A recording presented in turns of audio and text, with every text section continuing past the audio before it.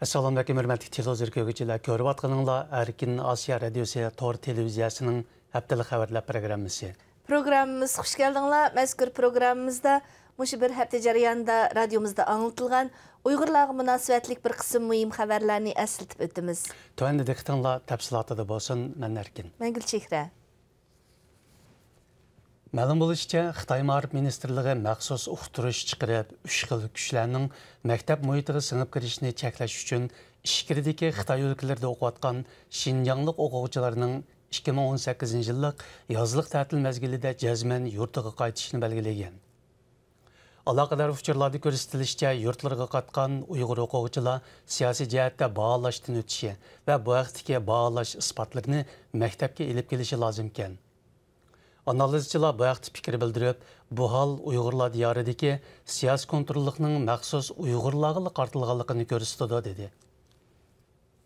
İnkaslardan ma'lum bo'lishicha, muajiratdagi Uyg'urlarning yurtlaridagi urug' tuqqanlari har qachon Xitoy saqchilarining qo'lidagi bir kozur bo'lib kelmoqda. Yaqinda Amerikalik muxbir Meyxa maxsus bu temadagi maqolasida Xitoy saqchi o'rinlarining mushundaq Uyg'urlar orqali chet eldagi Uyg'urlarni jasuslikqa majburlayotganligi hamda buningga munosabatli masalalarni bayon qildi.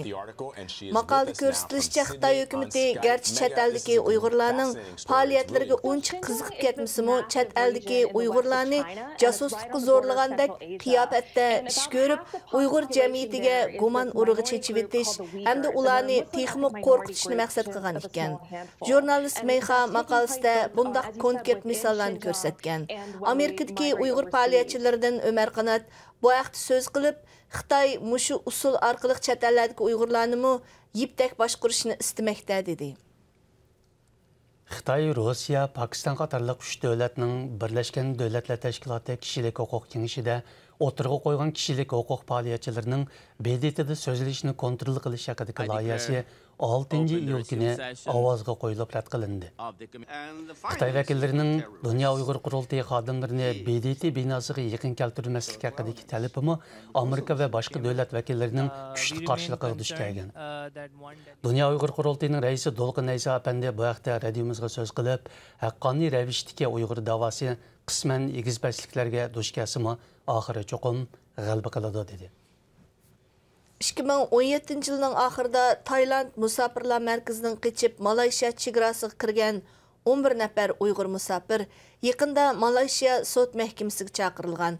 Amma bu tutqunlarning advokati sotni kechiktirishni talab qilganlik uchun sot vaqti 7 ayning oxiriga kechiktirilgan. Uyğur musafirlarning chet elga keçib chiqishi xalqarada cho'ng g'ulg'ul qo'zg'agan. Xitoymi buningga masalda bu Uyg'urlarni qaytirib ketib, terrorlik jinoyati bilan ayblamoqchi bo'lgan edi. Yaqinda Malayziyadagi aloqador taraflar, jumladan bir qism parlament a'zolari Malayziya hukumatiga maktub sunib, bu Uyg'ur qashqunlarni Xitoyga qaytarmaslikka chaqirdi.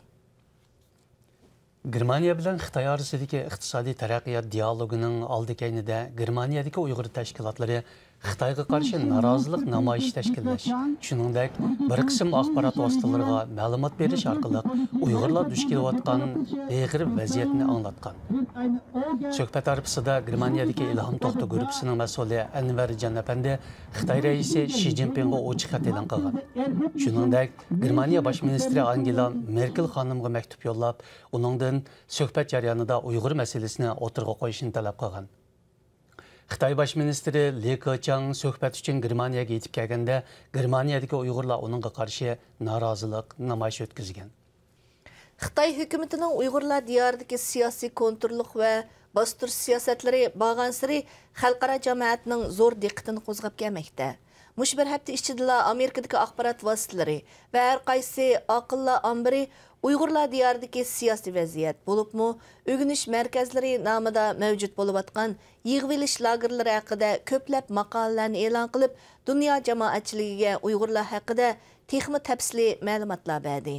Amerikalik mutaxassislardan Deriv Jones bu vaqtdagi maqolasida Uyg'urlar diyoridagi lagerlarni natsist uslubidagi taqiplash siyosati deb atadi.